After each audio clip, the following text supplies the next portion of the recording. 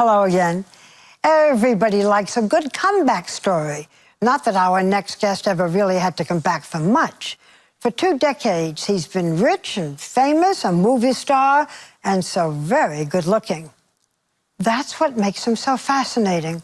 All that wasn't enough for Ben Affleck.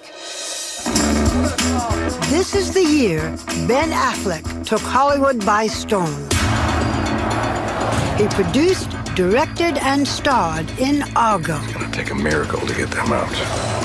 The movie, the 3rd film he's directed, tells the story of the real-life CIA operation to rescue 6 diplomats during the Iranian hostage crisis through an elaborate scheme. I got an idea. They're a Canadian film crew for a science fiction movie. I fly into Tehran. We all fly out together as a film crew. If I'm doing a fake movie, it's going to be a fake hit. Affleck won kudos for his accomplished direction, combining suspense with cynical humor. Here's your director. You teach somebody to be a director in a day? You teach a rhesus monkey to be a director in a day. One of the biggest hits of the year, it has everyone talking Oscar. Let's just say that lightning strikes and you're up for an Academy Award for Best Director or for Best Actor. You should be let's so say, lucky or something. Either you can fly or you can see through walls. I'll kind of cross that bridge when I get to it, In Hollywood, Ben has never been taken quite seriously. His career, a carousel of changing roles. Independent film star. We've all got to have sex together. Action star. Leading man. Ladies' man. And of course, Matt Damon's best friend. But with his latest role, serious filmmaker, Ben seems to have finally hit his stride. You turned 40 this summer, just, a couple of months ago. Just effortlessly. Just effortlessly. Didn't take me anything. I just turned 40. Is that a life changer? Initially, I sort of was dreading it because I thought, does this mean I'm not young? Who does this make me? But, what I've found is that it actually is the kind of perfect age.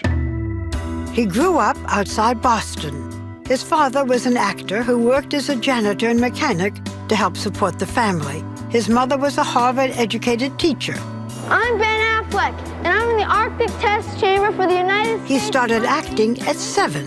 By 11, he was starring in a PBS series. Hi, I'm still Ben Affleck. I don't know, he's been on my case for days. Everything I do is wrong. TV movies and commercials followed. Hello? Hi, is this Burger King?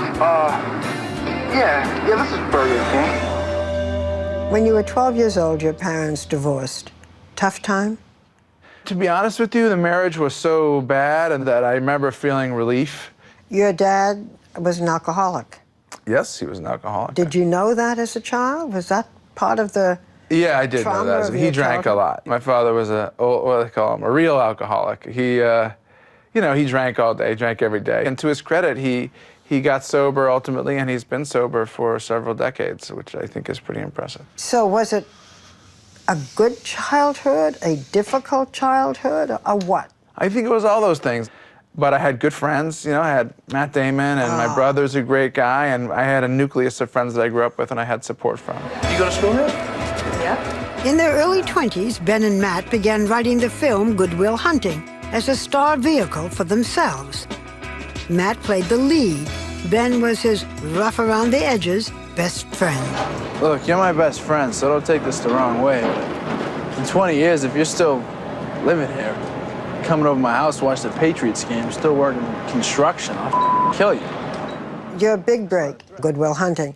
He played the genius, you played the dim-witted friend. That wasn't how I imagined it going into it. It's like, I wonder if we can write a script where I'm a dimwit. Yeah, well, you turned out to be. But you didn't expect to be? I didn't anticipate that people would kind of conflate us with our characters. Yeah. And the Oscar goes to Ben Affleck and Matt Damon. Ben and Matt won the Oscar for Best Original Screenplay. I just said to Matt, losing would suck and winning would be really scary, and it's really, really scary. Superstardom seemed right around the corner. Love you, thank you so much. At 25, you won an Oscar. Then you had a string of movies that seemed to flop. Not seem to flop, they flopped. Why? You know, it's like you work as hard as you possibly can, you know something's wrong, and it just doesn't work. And I try not to wallow in regrets. And there's a couple of movies that I don't like and that still burn me, and I take more pain out of the ones that still chafe me than the ones that were successful. The least successful, Gigli. Hello. Hi. Often called one of the worst movies ever made. That's the ball. On it, he met Jennifer Lopez, dubbed by the press Bennifer. They dated and broke up in a blaze of toxic publicity. How bad did it get? Yeah, there was a period of time where I was definitely overexposed, you know, and I think that people get overly familiar with you and they get exhausted by you. It took time to extract myself from that. You said at one point to Matt Damon, I can sell magazines, but I can't sell films. Yeah, I seem to be at least part of what was selling magazines, and, you know, they don't even have the decency to give you your cut. I didn't kill your father. Liar. On the set of Daredevil, a new Jennifer entered his life. In 2004, you started dating Jennifer Garner. Absolutely. Well, 9 months later, she became pregnant, and then you got married. So see how I do it? Yeah, right away. Yeah. But it was about 11 months, but okay. Okay.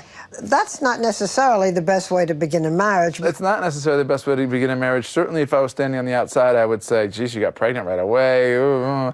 But, you know, we were really in love, and, you know, when that happened, we embraced it. And now 7 years. Good? Very good. I got really lucky. I married a really wonderful woman who was a great mother. Your wife gave up a good part of her career. Indeed. Does she ever resent it or resent you? She has given up a lot of opportunities in her career for our kids. Yeah. I don't flatter myself to think that it's for me, but it's because of me, in effect. It's because you got her pregnant and she has kids. Well, yes, Barbara, there is that. But it's because I went and worked so much, and I started directing, and that was taking 2 years, and she just didn't feel like, oh, well, now I can go 10 weeks and go do a movie. So she really spent her time with our children, and you can see the benefits it pays. If you could give advice to your 25-year-old self, what would you say? You know, I'd be inclined to say, you know, so watch out for this guy and don't spend money on this and buy real estate right up until 2007 and then dump it all, that kind of thing. Oh, that's good advice. But the truth is about youth and experience and success and failure is that you just have to go live it and experience it. And if you don't, it doesn't make you a mature adult. I think that you're defined by how you rise more than how you fall.